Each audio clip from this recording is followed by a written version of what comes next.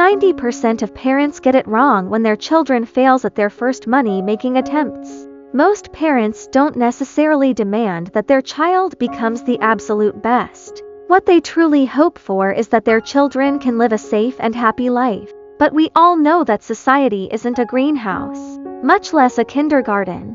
Children will inevitably encounter money, rules, and failures. If parents don't teach their children about these things, then society will end up being the teacher, often in a harsher way. That's why we started this account, to help prevent children from being knocked down too soon by a tough world. Here, we don't discuss get-rich-quick schemes, investment tricks, or provide shortcuts to wealth. We focus on answering one core question for parents and kids. When a child starts engaging with the real world, where are the pitfalls?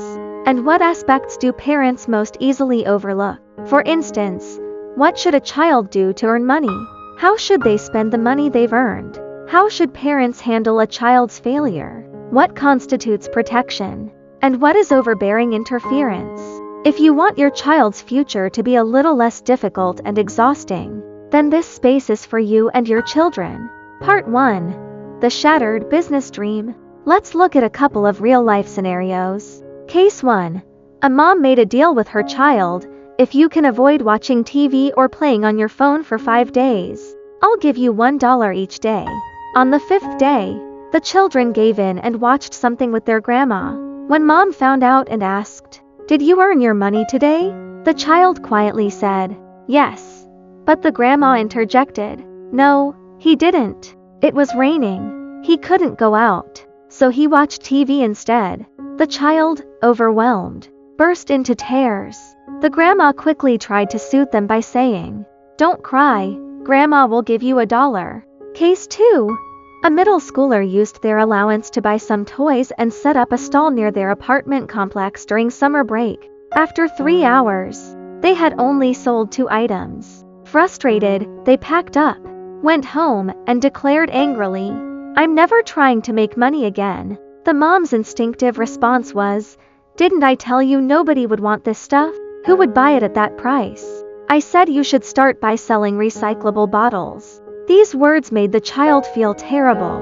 Situations like these are common. At their hearts, they're about how parents should help shape their child's understanding of money. Whenever a child deals with money spending, receiving, or earning it, it's a golden opportunity for parents to teach them how to handle failure. Part 2. Good intentions. Counterproductive outcomes. Often, parents tend to overmanage their children's activities. This is natural. Facing the new role of parenthood can be anxiety-provoking, and this anxiety often spills over into the parent-child relationship. Common and helpful reactions generally fall into 3 categories. The critic. This parent relies on their experience to say, "I told you so." They might dismiss the child's efforts as naive or bound to fail. The message the child receives is, "My efforts are worthless. I am incapable."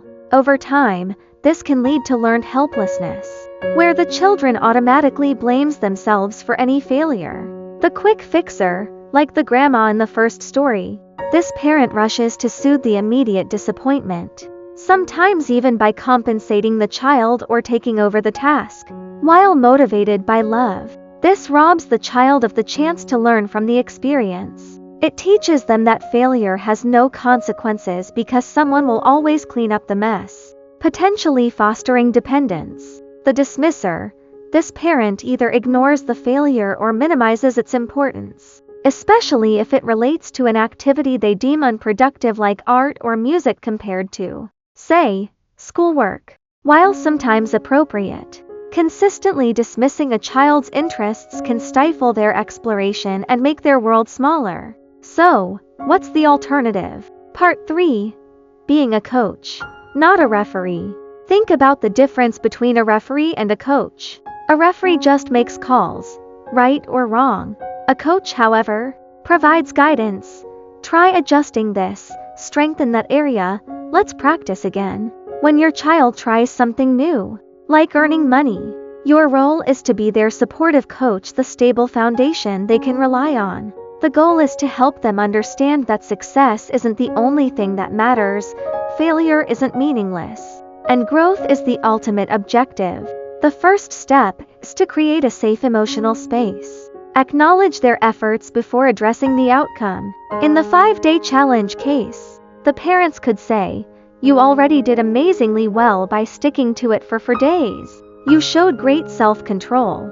This validates the child's efforts and helps them feel secure. Next, guide them through a review. Instead of telling them what went wrong, ask questions. For the children with the toy stalls, ask, "What do you think happened? Was the location good? Was the timing right? What about the price?" This turns a failure into a learning session, a debrief, not a condemnation. It helps them see failure as a normal part of life and a source of valuable data for next time. Most talent is really just the result of someone not being afraid to fail, being willing to fail, and learning from those failures. Part 4. Integrating failure education. In raising children, the real danger isn't moving slowly, it's being in too much of a hurry. Life is a marathon, not a sprint. Sometimes, you need to slow down to build endurance. We can intentionally incorporate failure education at different stages.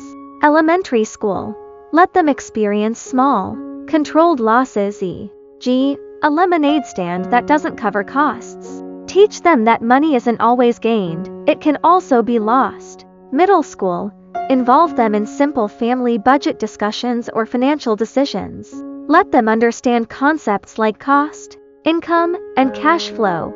High school and beyond, encourage them to get a part-time job. The goal isn't primarily to earn money, but to learn about the job market, contracts, and earning a paycheck. Even if they want to be an entrepreneur later, understanding what it's like to be an employee is invaluable. Part 5. A controlled environment is more important than success. It's crucial to remember that children aren't adults. They shouldn't be exposed to overly harsh realities prematurely. Parents need to create a safe framework for experimentation. Key boundaries are: never involve children in anything illegal. Steer them clear of activities that violate public order or morality.